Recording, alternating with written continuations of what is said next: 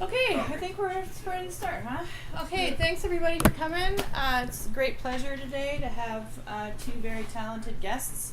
We're going to do a performance workshop, and then we'll do a little performance after that. We're going to start with constant shapes, and then Annie will follow up with part two of our workshop. So let's give these guys a great hand.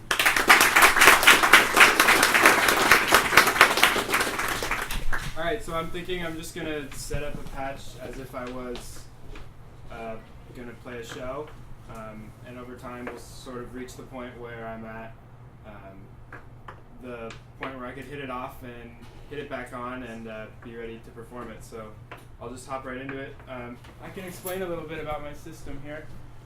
This is a voice that makes chords, and these two are voices that just output one sound at a time. And then I've got modulation here. This is a delay. This is my sequencer. This is my granular processor. And then all the rest is just utility to help with level management and things like that. So the first thing I'm doing is just hooking up my mixer to my output, the left and right channels. Let me get some cables going. Boom. Alright, so let's just hear the sound of my chord oscillator on its own with no effects or anything changing the pitch. It sounds like this.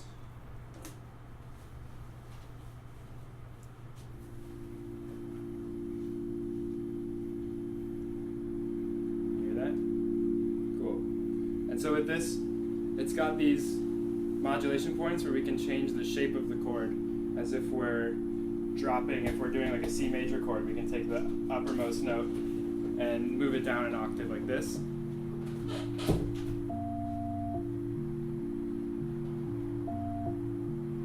So that's just with this knob here. And then this one will do octaves. It's like the camera does.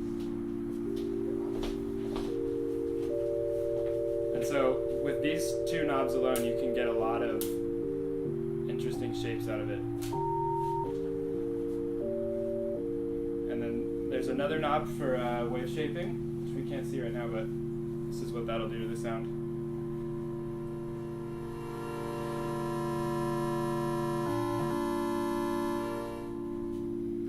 Like that. And so to set that up for a performance, I usually run it through reverb first. So sorry we don't have the display going, but there you go. Should be. There we go. We're back. So now I've patched the output of the chord into the input of my reverb effect right here. And now I'm going to take the output of the reverb effect and put it back in the mixer so we can hear it. And it's going to give it a nice lush sound.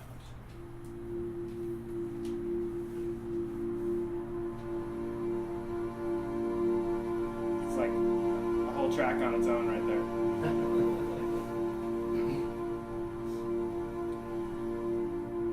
So when I make drone music, I usually will just keep this in a droning state like this, where it's just always outputting sound. And I'll modulate the knobs that I was just turning, so I don't have to use my hands. And I'll send electricity into it to do it for me. Because that's what robots are for, right? So now, you can't see it, but now this knob is being turned, for those who aren't familiar with modulation, this knob's being turned automatically by voltage information. And you can hear it moving. And I'll do it to the, there we go. I'll do it to this knob as well. At this point, we'll get something that ideally never repeats itself.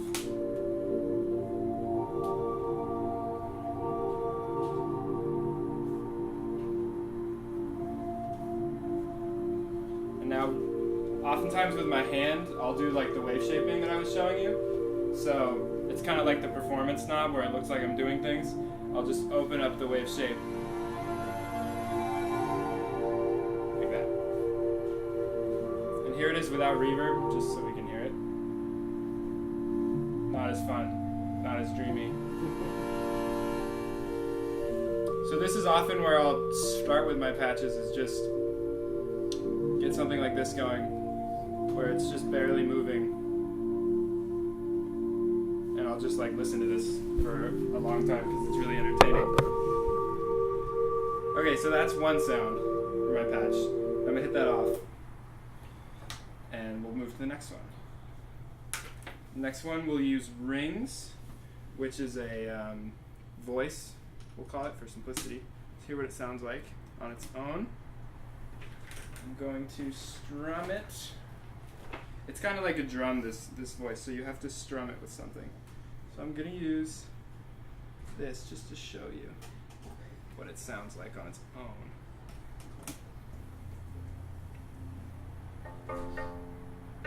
Well, this is the voice with no voltage for like the melody or anything like that.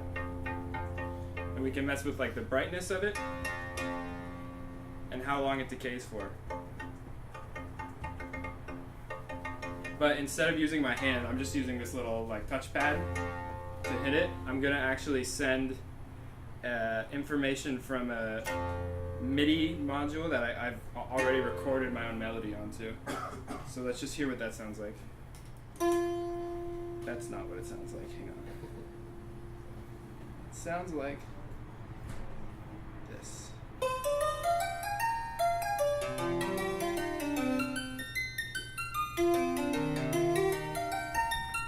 So this is, I've already recorded this at home, and I've been using this for all my shows lately. What's interesting is we can mess with like the tempo of it. So here's me going faster with it. Can go really fast. Right? And I like to just kind of let it go at its slowest point.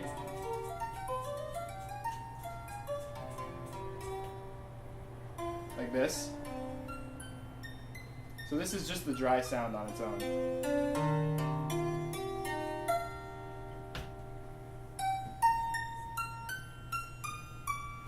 But, just like the chord, I like to have some reverb on there, or at least something interesting. So I'm going to run it through a delay. So I'm going into the delay input here. Can't see it too well, but I promise it's really happening. Out of the delay. Oops, that was wrong. Sorry, into the delay from the output of it, out of the delay, back to the mixer. And now, it has a delay effect on it.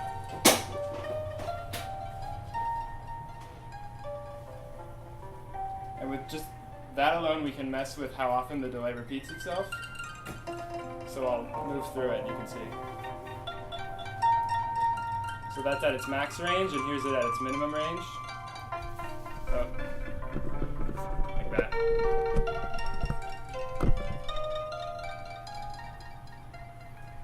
So the way I set this up is I pretty much run it exactly how it's going now, and I send modulation information into things like the reverse of the delay, which will give it this effect.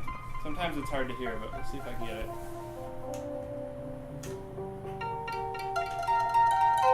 You can kind of hear it happening.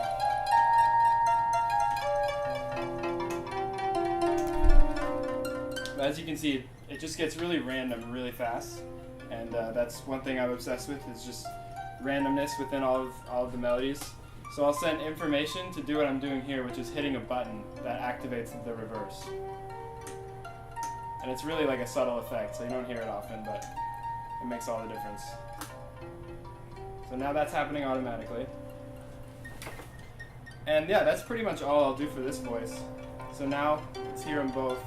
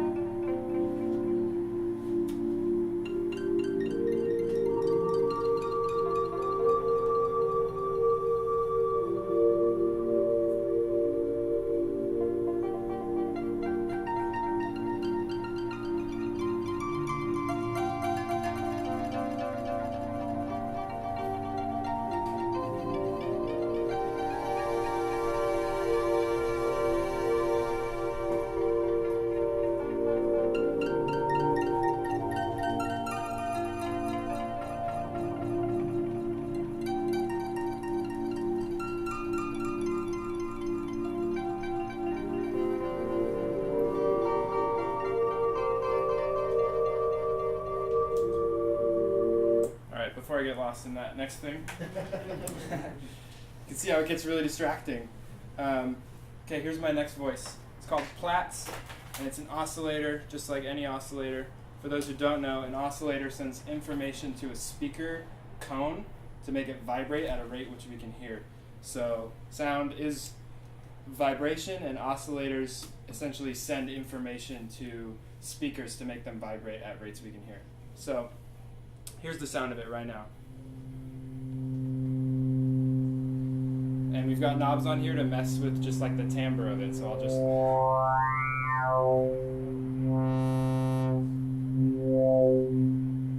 And then there's octaves, you can jump up octaves. So that's that. And the next thing we're going to do is take my sequencer, which listens to a clock, which we send it. So I'll send it a clock, which is essentially just like an oscillator, sending information to it to say go, go, go, go, go. And it's going to run this thing. And if you see it, you probably can't see it, but there's lights moving across this thing. And with that comes melody information.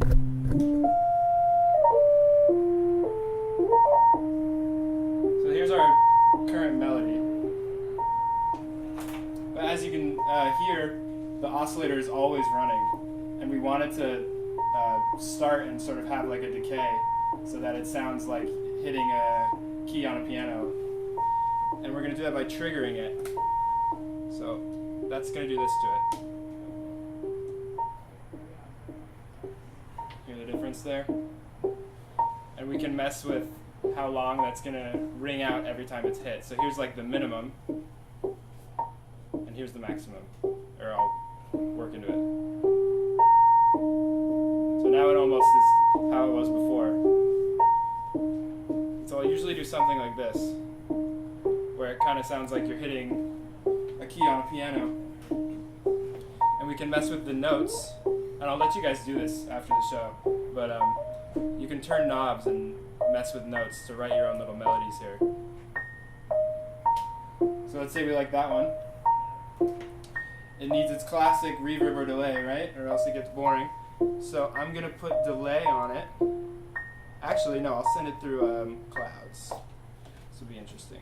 So Clouds does a lot of interesting things with audio. If you're not familiar with it, it essentially listens to audio, grabs like a little bit of it, and replays that over and over. Just listen and see if you understand what I mean, because it can be weird. Alright, so here's Clouds, affecting it now. So here's the dry. Here's it with no effect. And now listen as I turn up the effect.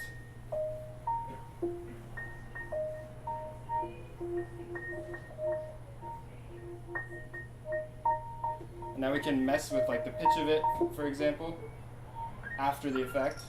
So here it is all the way up. You can get really interesting, weird, kind of grainy sounds out of it. And it's got some built-in reverb, which you know I love. Something like that.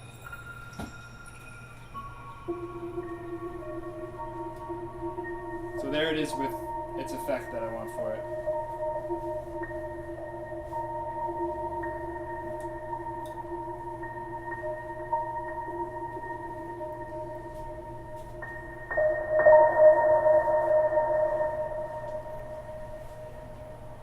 Alright, so let's listen to what we have now. We've got our drone doing its thing, always changing.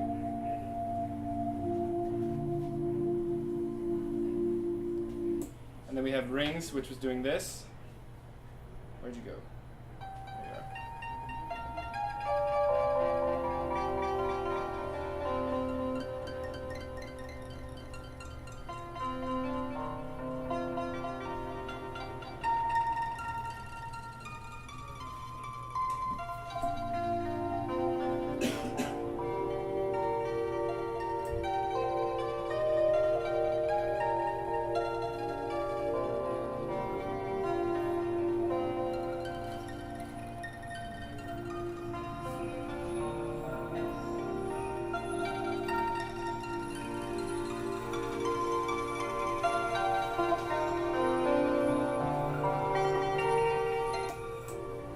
So that's those three things.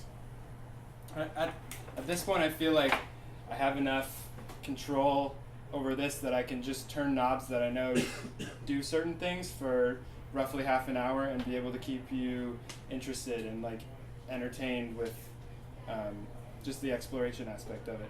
And so I've also brought with me a more classic style synthesizer where you don't need these little cables to hook it up. And it sounds like this right now.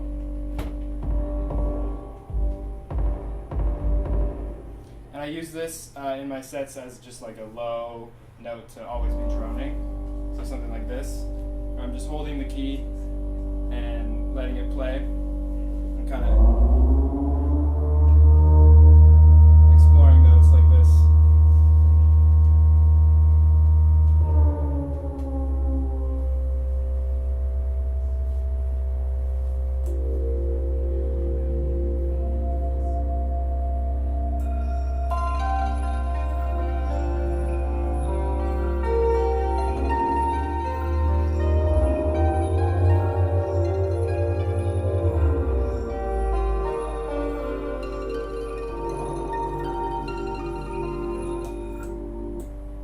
Thing.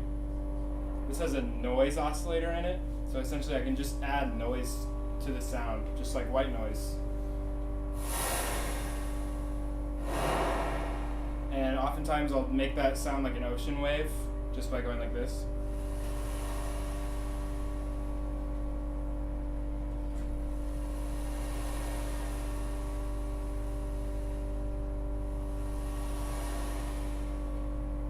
So yeah. That's how I set up a live set. I'm essentially just running very basic melodies through lots of effects to make it sound random and interesting. And for the next maybe 20 minutes, I'll just explore that, and you'll see me adding more patch cables, and that'll just be modulation, so I don't have to move knobs with my hands and just let the robots do it. So enjoy. See how it sounds.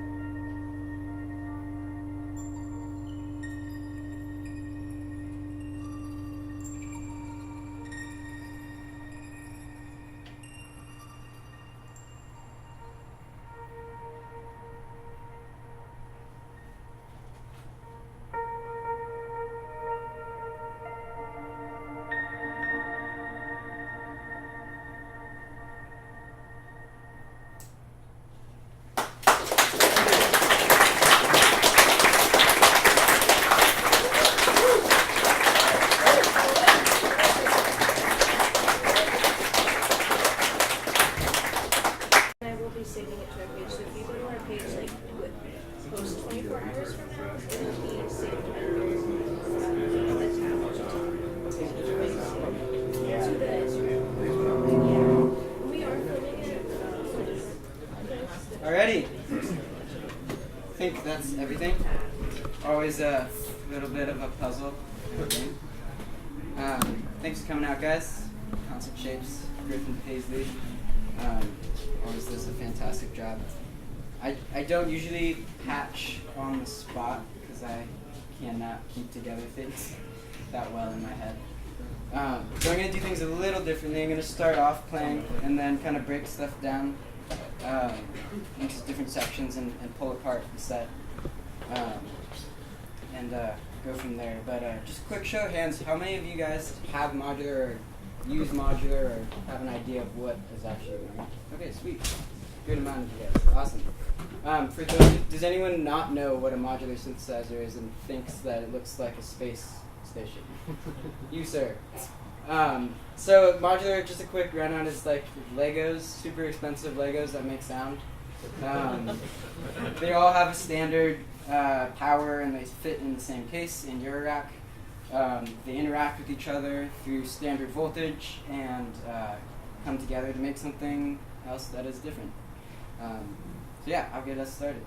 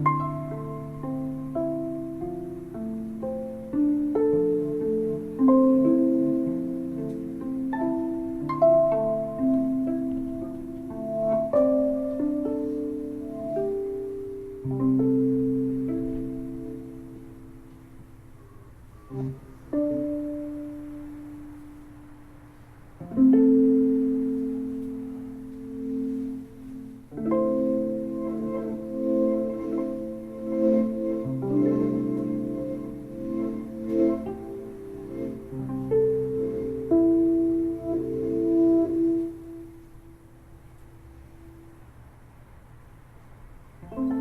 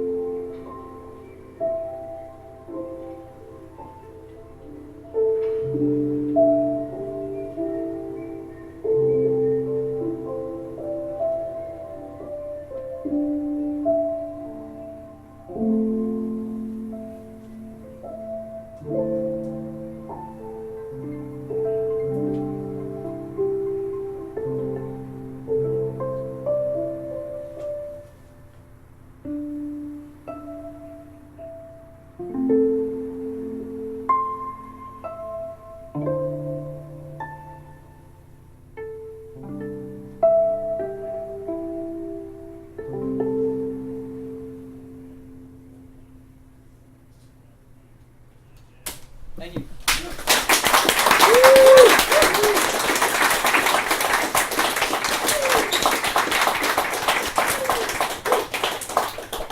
Alrighty, so just a quick rundown of what was going on. I'll start with the tape, which I was having some problems with pitch, so it wasn't quite on key, but basically I have a loop drone.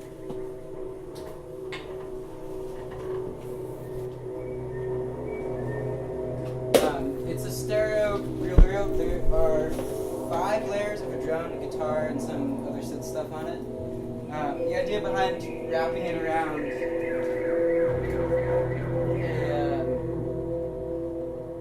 something far away from it is that you can kind of interact with it and stop it if you want, or speed it up, and have it do kind of weird time dilation things. It's also just kind of fun to play with. It's a really interesting way to interact with some drones and sounds. So this has the bird sounds and that starting drone. And moving to modular, most of the voices, most of the bulk of my set comes from 2 rings into a morphogene and then finally into clouds. I'm running a kind of drone bass from a unfiltered Foreman oscillator called Mangrove, which is a really fantastic module. It's got a couple of different wave folding like properties, which you can do really interesting stuff with bass notes.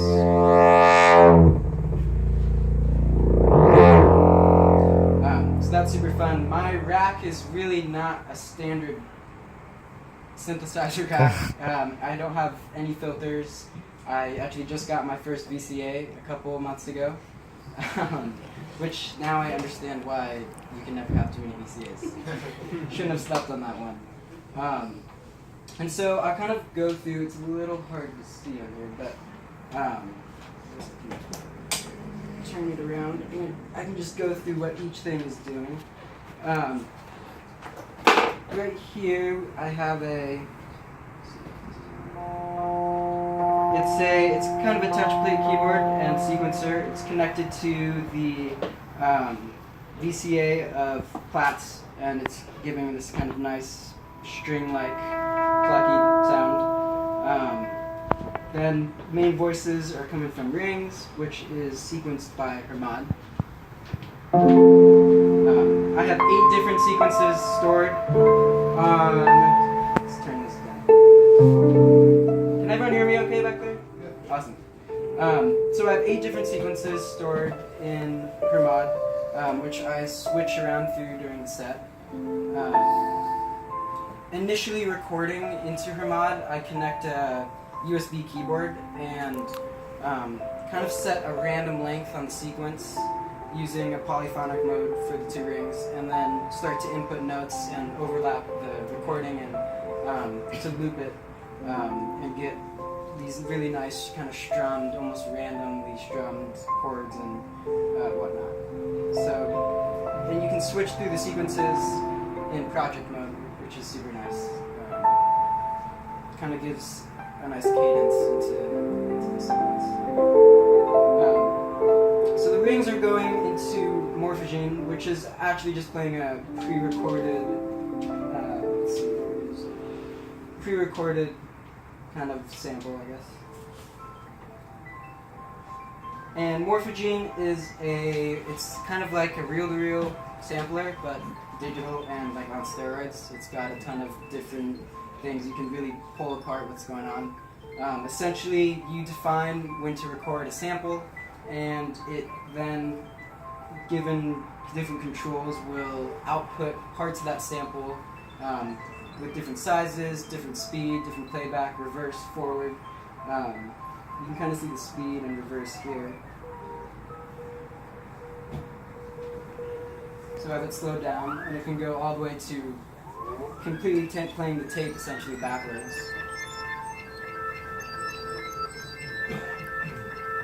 And so morphogene then goes into clouds, which I'm running in a looping delay mode, which is, again, it's kind of like having 2 tape loopers fed into each other, which is redundant but also really fun. Let's see if I can get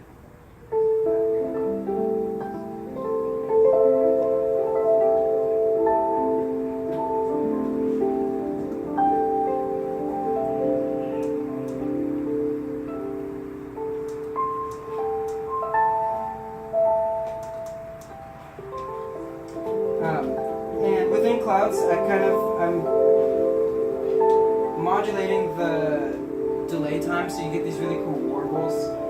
Everything is attenuated through triad, so I have control over how much and when I want these effects to happen. So if I turn up the modulation on the pitch, or the position knob, which is essentially the delay time, which can turn into pitch if you speed it up fast enough. You can hear these.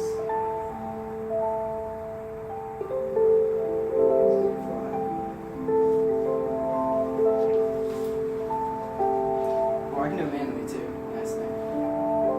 Maybe not. This is a different view of the sample. It's kind of cool. It's like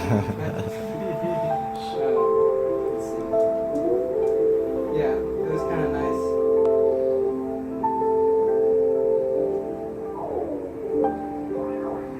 Yeah, so you get these nice little warpy washes, which if you do too much can sound really bad, but just at the right amount, sound really nice. And it's cool. So basically what I'm doing here is the same thing as I'm doing here, but digitally. So it's kind of the same as going.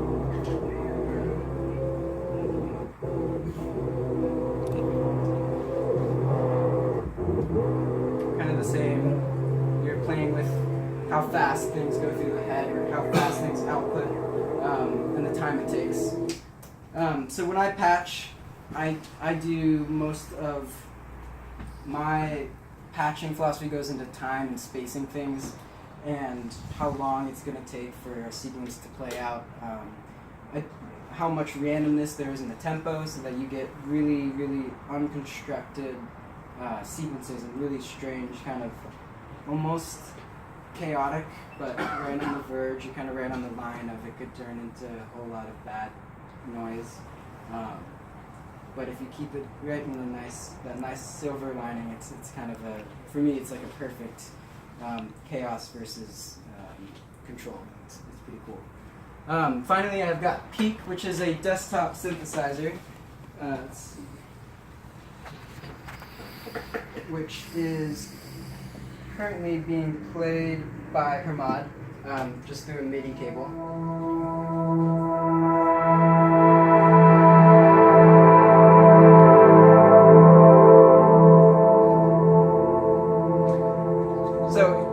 Essentially, it's a 3-oscillator, 8-voice polyphonic synthesizer.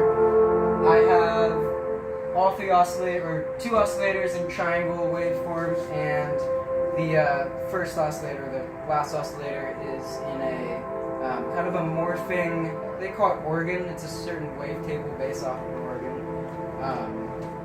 And it's all using effects on board in the Peak, which is, if I take them off, changes a little bit. There's not quite as much dimension. It's a little bit more sterile.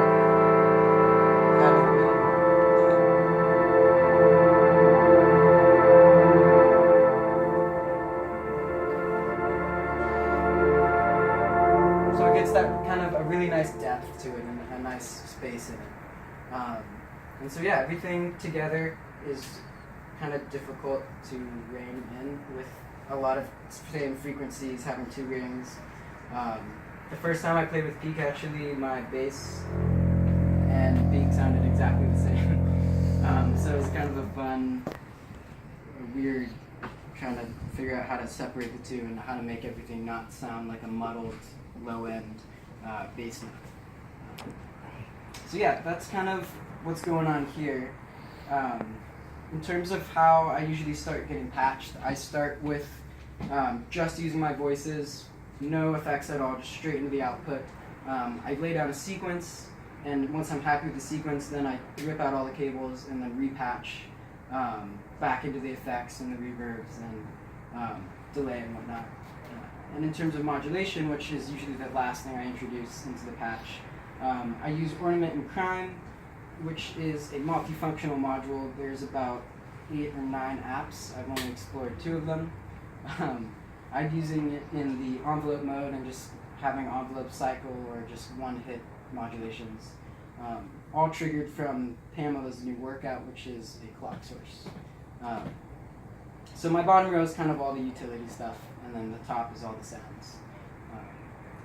And I think I should actually switch them around. It's kind of hard to touch it. The last voice I had, which didn't really come out, I usually need some pretty big subs, is there's a deep kick, which sounds like a click if I hit it here. But with a big sub, there's a really nice decay, and it kind of pushes everything into it, and it's a kind of a cool, I guess, breath in all of the chaos and all the ambience, which is fun. So yeah, that's kind of my rig rundown. If anyone has questions, or if you guys want to kind of come up and check out what's going on, you are very welcome to. And thank you for coming out. Okay, bye-bye, Seattle. Bye-bye. Bye-bye for now. Bye-bye for now, Seattle. We see you later. What's this? What's this right here? Huh.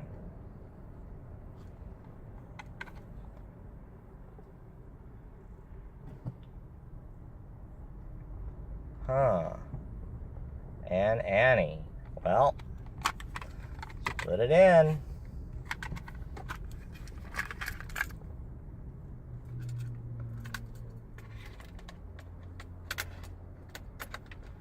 Shove it in there. Let's try it out.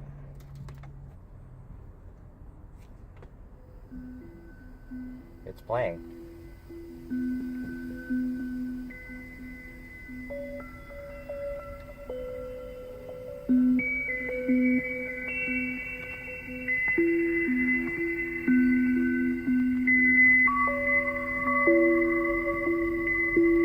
It's not actually 5 o'clock, it's 6 o'clock.